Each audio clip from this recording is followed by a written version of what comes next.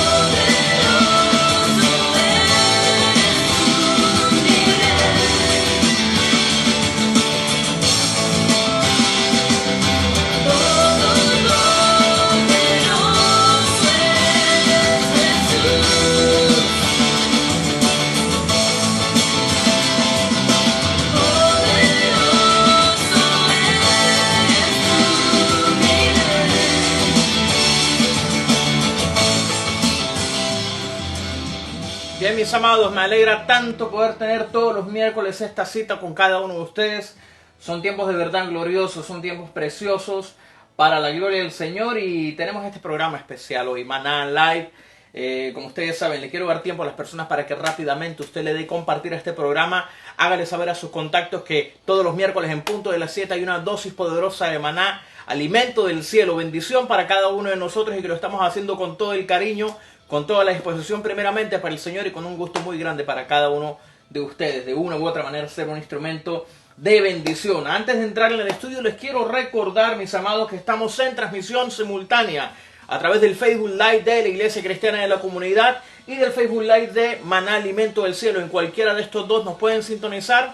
Estamos en vivo y en directo, transmisión simultánea a través de estos dos y cerca por ahí de las 10 de la noche, hora aquí del área de Nueva York, este programa se va a retransmitir en diferido a través del canal de YouTube de Diarpa Media. Así que no tiene excusa, cualquiera de estos medios es bienvenido que usted lo pueda compartir y darle a conocer a sus amigos, a sus hermanos, a toda su familia, que hay cosas poderosas de parte del Señor, que hay bendición en el trono del Señor. Hoy voy a comenzar el programa al revés, ¿sí? ¿Y qué? Voy a saludar a las personas que están con nosotros aquí rapidito. Elvira Gallo, Elizabeth Ruiz, Zuli Moreira, Edison Maquilón allá en Ecuador, saludos. Jennifer Salazar, Segundo Salazar, Francisca Almeida, perdón, el apóstol Wilson, la pastora Elena Basuri, Luis Morales, Elsa María Camargo. Está la casa llena, la tribuna llena. Se vale en casa hacer la ola, así como en el estadio de fútbol. Pueden hacer, claro que sí, si es para la gloria del Señor. Bien, mis amados, que el Señor los bendiga. Hay cosas tan poderosas y tan preciosas de parte del Señor en este día. Linda mi camisa de Barranquilla. I love you, Barranquilla. I miss you. Corazones, me ponen likes. Gloria a Dios. Hay gozo en la casa del Rey, por sobre todas las cosas. Hoy quiero compartir una palabra bien preciosa de parte del Señor. El Señor es grande, es bello y es precioso. Amén. Alguien escriba amén por aquí. Yo los voy leyendo con todo gusto.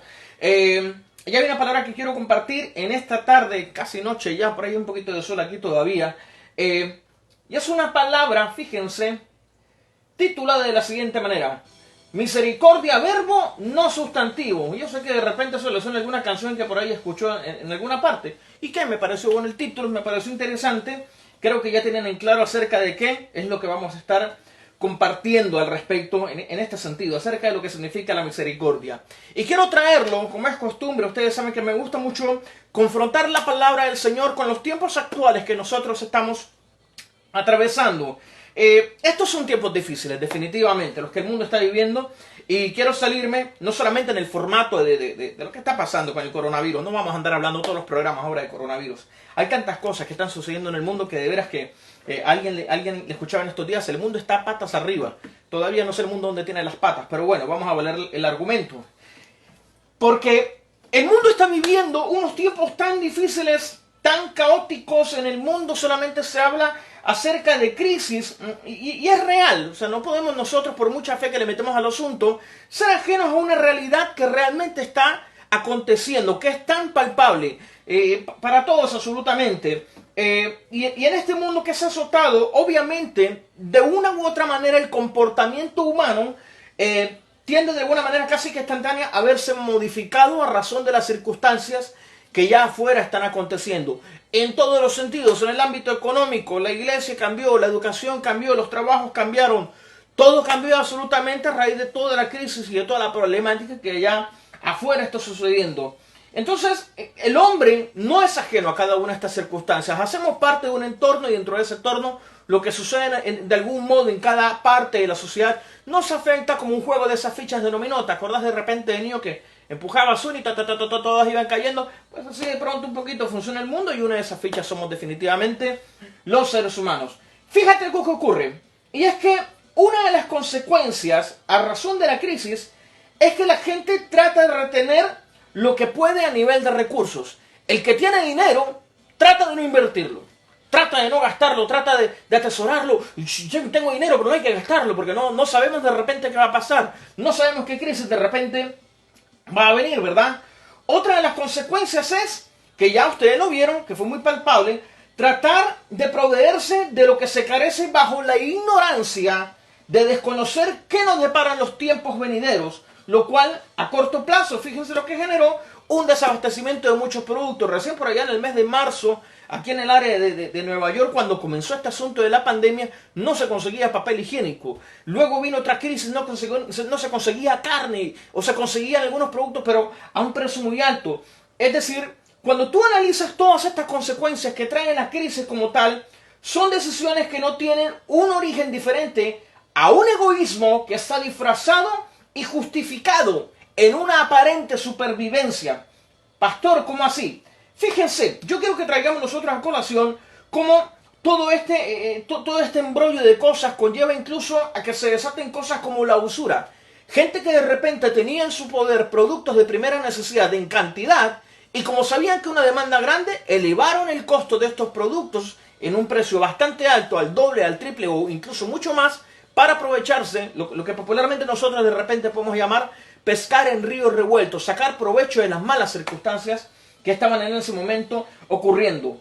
Yo comienzo aquí a meditar en el asunto, comienzo a pensar en el papel fundamental que cada uno de nosotros tiene que llevar a cabo dentro de esta sociedad, dentro de la problemática, porque definitivamente la iglesia no puede ser ajena a los asuntos que están aconteciendo en el mundo. De hecho, la iglesia debería convertirse en un órgano influyente en las decisiones de cada estamento del gobierno. Yo te pregunto en esta mañana, estoy desfasado de tiempo, te pregunto en esta tarde, ¿qué influencia puede llegar a tener la iglesia, y no quiero que me responda, en la economía mundial? ¿Qué influencia puede llegar a tener la iglesia, el pueblo de Dios, en la política mundial? ¿Qué influencia puede llegar a tener en cada aspecto de la sociedad el asunto de la iglesia? Aquí es donde yo pregunto, ¿en dónde estamos haciendo uso del poder y la autoridad que Dios nos ha delegado aquí en la tierra? Porque si no ocurre nada, creo que en algo estamos fallando. No el Señor, sino nosotros en la responsabilidad que cada uno de nosotros le corresponde al respecto. Así que yo creo que el punto de partida a partir del cual nosotros podemos de repente enfocarnos comienza en el ejercicio de algo bien interesante, de un elemento tan fundamental llamado la misericordia. ¿Cómo hacemos con el trabajo de la misericordia en medio de los tiempos de la dificultad? ¿Verdad? Es la primera pregunta. O mejor, para llevarlo de una manera mucho más simple, ¿tenemos claro qué es lo que significa este asunto de la misericordia? Nosotros tenemos que empezar por entender que la misericordia es una de las principales características que Dios tiene. Dios, en su naturaleza, como primera medida, Dios es misericordioso. Vamos a la palabra del Señor, porque esto si no le metemos la sazón de la palabra, no funciona, no camina. Estamos hablando mucho y no estamos diciendo nada. Entonces me voy a lo que dice la palabra. No me crea a mí, créale a las Escrituras. La palabra nos enseña en el libro de Efesios capítulo 2, versículos 4 al 5. Mira lo que dice. Comienza a describir una característica de Dios. Dice, pero Dios, que es rico en misericordia, por su gran amor por nosotros nos dio vida con Cristo, aun cuando estábamos muertos en pecado. Por gracia, ustedes han sido salvos. Entonces comienza la palabra en este fragmento no solamente a decirnos que Dios es misericordioso, sino que es abundante en misericordia. Cuando me habla de riqueza, de que Dios es rico en misericordia, es que Dios rebosa la copa de la misericordia. Es demasiado misericordioso Dios. No tiene la misericordia de repente normal que cualquier ser humano podría tener por su prójimo, sino que Dios se desborda en misericordia. Una misericordia tan grande, fundamentada, conforme a lo que la palabra me dice, por su gran amor por cada uno de nosotros. Fíjate algo, la misericordia es una de las características de Dios, y es por eso que las decisiones que Dios toma desde su trono se fundamentan, no se fundamentan en el juicio conforme a como el hombre lo haría, sino conforme al inmenso amor que tiene por cada uno de nosotros. Fíjate que alguna vez, voy a contar una anécdota. Yo tenía una conversación con una persona acerca de si Dios era o no era justo. Lo que ocurre es que el juicio, o lo que nosotros llamamos la justicia de Dios, funciona en un concepto totalmente diferente a cómo funciona la justicia o el juicio del hombre, ¿verdad? Nosotros tenemos que partir de ese punto de partida, porque no se trata de que Dios sea justo o no, sino que la justicia de Dios definitivamente no es igual a la de nosotros. Prevalece para Dios la misericordia antes que el juicio. ¿Por qué? Porque de hecho si la justicia de Dios se fundamentara igual a como se fundamente la justicia del hombre, Jesús, que fue santo por siempre santo, no tendría por qué haber pagado en la cruz del Calvario, porque Él no cometió pecado. Si la justicia de Dios funcionara igual a la justicia del hombre, a la cruz no habría tenido que ir Jesús, sino nosotros, a pagar nosotros mismos por nuestras propias transgresiones y por nuestros propios pecados. Así funciona la justicia del hombre, por eso no podemos comparar la justicia de Dios con la justicia de cada uno de nosotros, porque es totalmente diferente. Así que díganle a la persona que tiene al lado, nos conviene, porque si no, más de uno de nosotros ya estaría hace mucho tiempo colgado en el madero. Fíjate que cuando yo entiendo todo este concepto de la palabra, nosotros entendemos que Cristo Jesús como tal es el resumen del ejercicio del amor y de la misericordia de Dios por cada uno de nosotros. En la justicia o en la justificación que tú quieres entender, que nosotros tenemos a través de Cristo Jesús delante del Padre, entiendes que uno que es santo, que uno que no cometió pecado, llevó por todos nosotros el pecado de la humanidad a la cruz. Uno solo pagó por cada uno de nosotros. Mira, qué grande es ese amor, porque dentro de esa naturaleza Jesús es el resumen de cómo funciona la justicia y la misericordia de Dios para con cada uno de nosotros. Ese es el primer punto en esa medida. Como un segundo punto, vamos a analizarnos a cada uno de nosotros con ese acceso que tenemos a la misericordia de Dios. Es decir, la misericordia de Dios no se queda solamente como algo que por allá Él atesora, sino que Dios está dispuesto para que nosotros también accedamos a esa misericordia y hagamos uso de ella. La palabra del Señor nos enseña en el libro de los Hebreos, en el capítulo 4, verso 16, lo siguiente. Vaya usted buscándolo en casa rápidamente, por favor. Hebreos capítulo 4, verso 16, nos dice la Escritura: así que acerquémonos confiadamente al trono de la gracia para recibir misericordia y hallar la gracia que nos ayude en el momento que más lo necesitemos, en el momento de la crisis, es decir, en el momento de la dificultad. Qué preciosa esta porción de la palabra. Cuando yo comienzo a entender este concepto, entiendo que el primer proveedor de misericordia en medio de nuestros momentos de dificultad es Dios mismo. Cuando nosotros estamos atravesando por una crisis, por un problema, muchas veces buscamos la ayuda de cualquier medio, y que si todos estos medios fracasan, entonces nos acordamos de repente apenas de buscar del favor del Señor. Debería ser lo contrario, porque estoy entendiendo conforme a esta palabra que Dios es el primer proveedor de misericordia en medio de mis problemas. Esto nos enseña que en los momentos de dificultad, cualquiera que sea que nosotros estamos atravesando, Dios obra en misericordia y amor en cada uno de nosotros para derramar un milagro de sanidad en medio de la enfermedad, un milagro de provisión y sobreabundancia en medio de los tiempos de escasez y un milagro de paz y de reconciliación en medio de los tiempos de guerra, mis amados.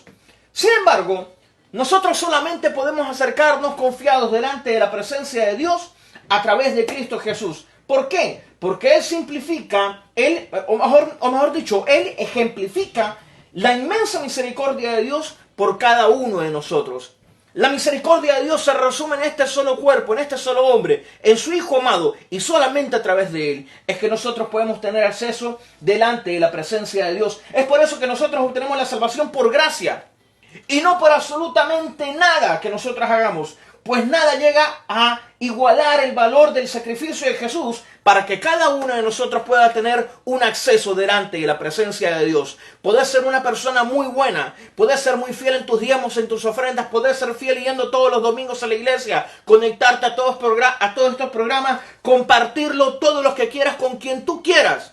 Pero nada de eso te da la salvación, sino solamente entender que el sacrificio de Cristo Jesús fue hecho por ti, para que tú y yo tuviésemos acceso delante de la presencia del Señor. No existe otro camino, mis amados. Tenemos que entenderlo por sobre todas las cosas. No podemos autojustificarnos mediante nuestras obras. Somos únicamente justificados delante de la presencia de Dios a través del sacrificio que Cristo hizo por cada uno de nosotros, y a través de Él es como nosotros tenemos acceso a esa presencia del Padre y clamar por ese amor y inmensa misericordia en medio de los tiempos de dificultad. Como tercer punto, no solamente Dios es nuestro proveedor de misericordia, sino que nosotros también estamos llamados al ejercicio de esta misericordia. Y voy a la palabra del Señor, algo que nos está regalando el Evangelio de Mateo en el libro, en capítulo 9, en el versículo 13. Mira qué precioso dice la palabra del Señor. Diga conmigo: yo soy llamado al ejercicio de la misericordia. Sí, usted también. Eso no se queda únicamente para el pastor o para el apóstol. Todos somos llamados al ejercicio de la misericordia. La palabra del Señor nos enseña algo tan precioso en este Evangelio de Mateo capítulo 9, verso 13, que dice: pero vayan y aprendan qué significa esto. Está hablando Jesús. Lo que pido de ustedes es misericordia y no sacrificios, porque no he venido a llamar a justos, sino a pecadores. ¿Qué quiere decir con esto? Fíjate que una vez que nosotros hemos sido llamados a ser imitadores de Cristo, recibimos con ello también la responsabilidad de ejercer aspectos tan básicos y tan fundamentales como el ejercicio del amor y de la misericordia con cada uno de nuestros hermanos. Cada uno de nosotros tiene que convertirse en un reflejo en el cual la gente pueda ver el carácter y la personalidad de Cristo Jesús. En eso es que estamos nosotros llamados a ser primeramente los imitadores de Cristo. Recuerdo una frase muy preciosa que dice muchas veces mi esposa, y ella dice que de repente cada uno de nosotros puede convertirse en la única ventana a través de la cual una persona puede llegar a conocer de Cristo Jesús. Y si fracasamos en ese propósito, nos vamos a convertir precisamente en esa piedra de tropiezo por la cual esa persona no va a llegar a la salvación que tenemos de parte del Padre a través de Cristo Jesús. Significa que cada uno de nosotros asuma la responsabilidad que tenemos de ser imitadores de Cristo para convertirnos en el reflejo del Evangelio, en los embajadores del Evangelio aquí en la tierra. Fíjate algo. Nosotros consideramos de manera errada, y quiero hablar esto especialmente con personas que me están viendo que están de repente en el ejercicio del ministerio, cualquiera que sea. Nosotros consideramos muchas veces de manera errada que estamos más cerca de Dios por muchas de las cosas que podemos llegar a desarrollar o podemos llegar a ejecutar dentro de la casa de Dios. Funciones que, si bien, vamos a decirlo claramente, son muy importantes, pero que no tocan el corazón de Dios tanto como el amor a nuestros semejantes. Y me voy a tirar yo al fuego, así, como decimos en Colombia, de chévere. Me voy a tirar en el fuego. Me puedes ver en la iglesia que toco el piano, que toco la batería, que canto, que brinco, que predico, que salto, que hago maná, que hago 20 programas. Pero nada llega a tocar de mi parte tanto el corazón de Dios como la misericordia y el amor que yo puedo ejercer con cualquiera de mis hermanos, creyentes o no creyentes. Estoy llamado a reflejar el carácter de Cristo Jesús, a ser imitador de Cristo Jesús. Y el ser imitador de Cristo Jesús comienza en eso, en el carácter, en la personalidad, en la manera como yo me desenvuelvo. Porque no puedo decir que soy imitador de Cristo como baterista porque no encuentro en la Biblia donde Cristo tocó la batería, ni donde Cristo tocó un piano. No lo encuentro por ninguna parte. Seguramente habrá adorado al Padre a su manera, pero ninguno de estos. Así que realmente me convierto en un imitador de Cristo. Parto del principio de ser imitador de Cristo a través de ser un reflejo en mi carácter, en el ejercicio del amor, en el ejercicio de la misericordia que puedo llevar a ejecutar ante la necesidad de cada uno de mis hermanos. Jesús tenía algo en particular, y es que cuando la gente se acercaba delante de él y clamaban a él por un milagro, por una bendición, por una sanidad, Jesús absorbía ese milagro, esa necesidad, y la hacía propia. Eso se llama misericordia. Y en base a esa sensación, a ese dolor, él obraba un milagro en el nombre del Padre. Tenemos que ser imitadores de Cristo en base a ello. Cuando una persona se acerca a mí, cuando una persona, cualquiera de ustedes, me escribe y me dice: pastor, quiero que ores por mí porque estoy enfermo. Quiero que ores por mí porque estoy atravesando este problema en casa. Quiero que ores por mí, pastor, porque de repente estoy atravesando una crisis económica con todo esto que está pasando.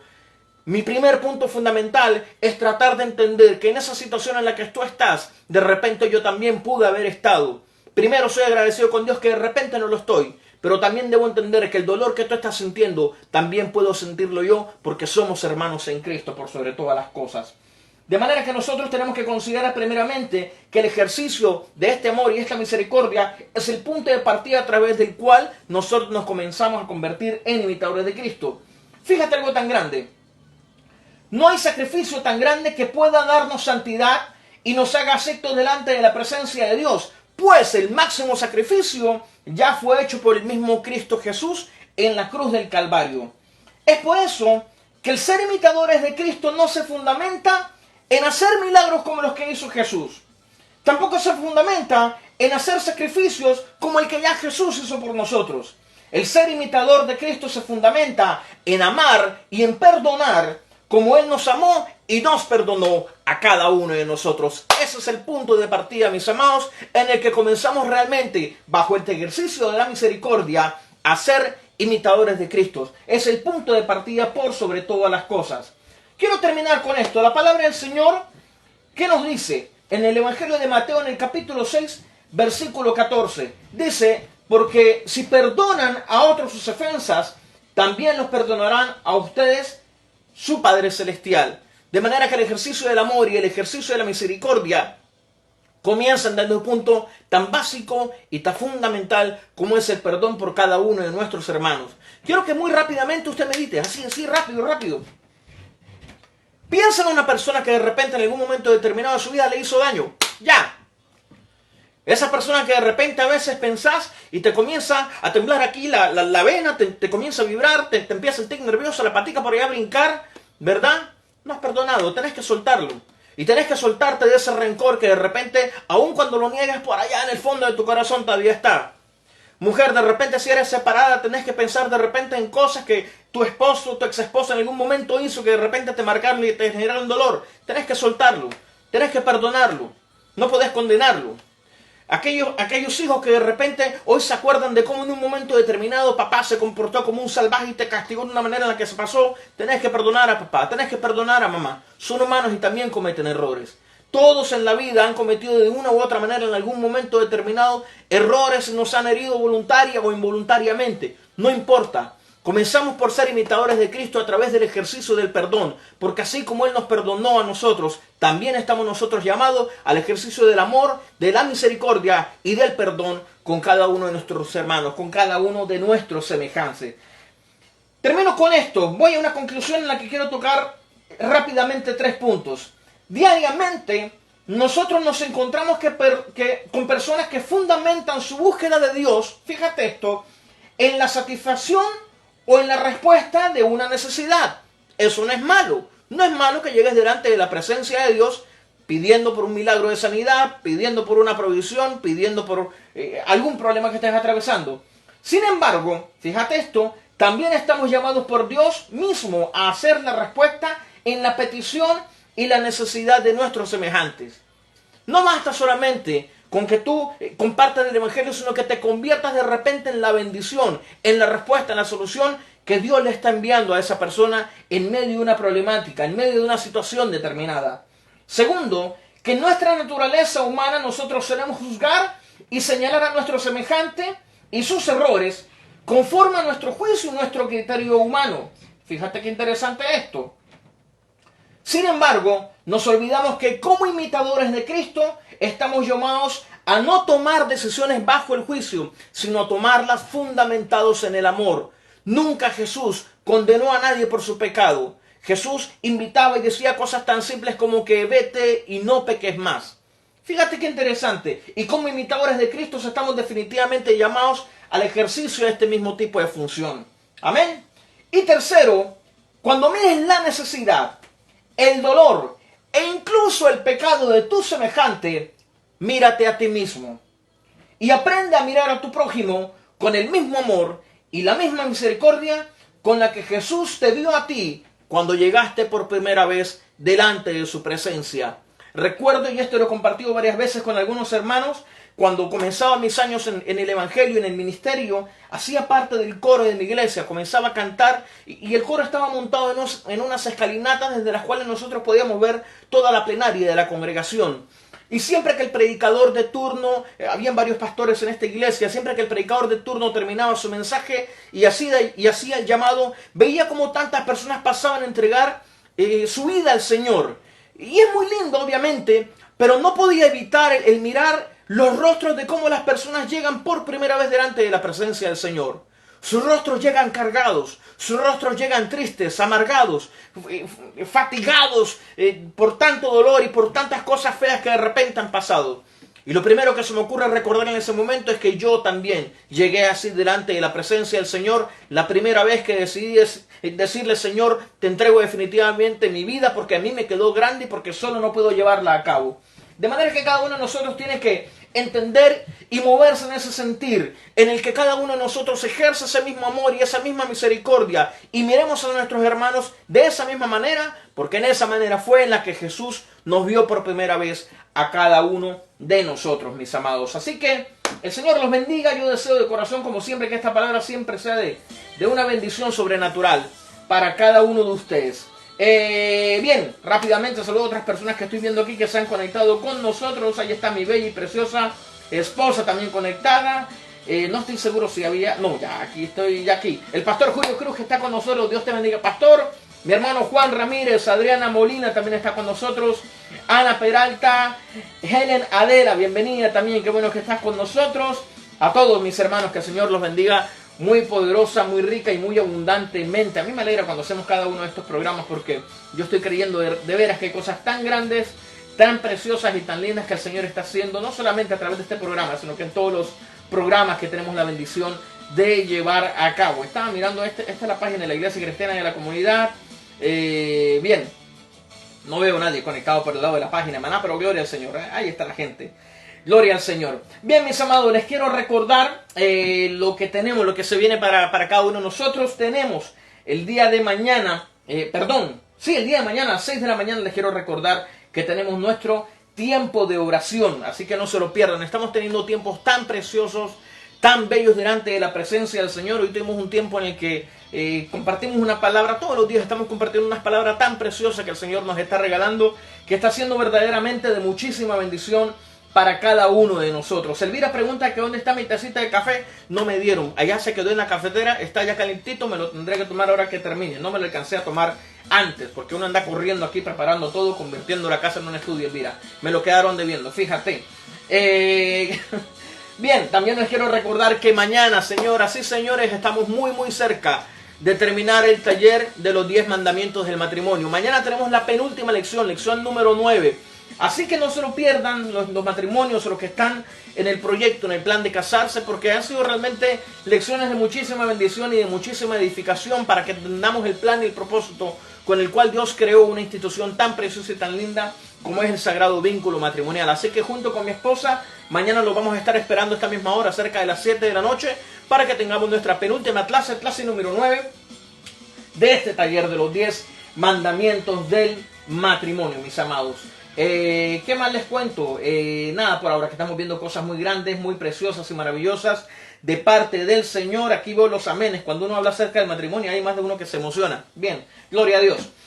No me puedo ir de aquí, como es costumbre, sin antes regalarles una frase preciosa, una de esas frases que de repente por ahí uno encuentra que nos sirven mucho para crecer en el conocimiento, en la sabiduría, que de repente Dios les regala a algunos hombres de repente, y de una frase que de repente, si bien no tienen de repente un sustento bíblico, son bien interesantes y que nos ayudan de repente a meditar un poquito.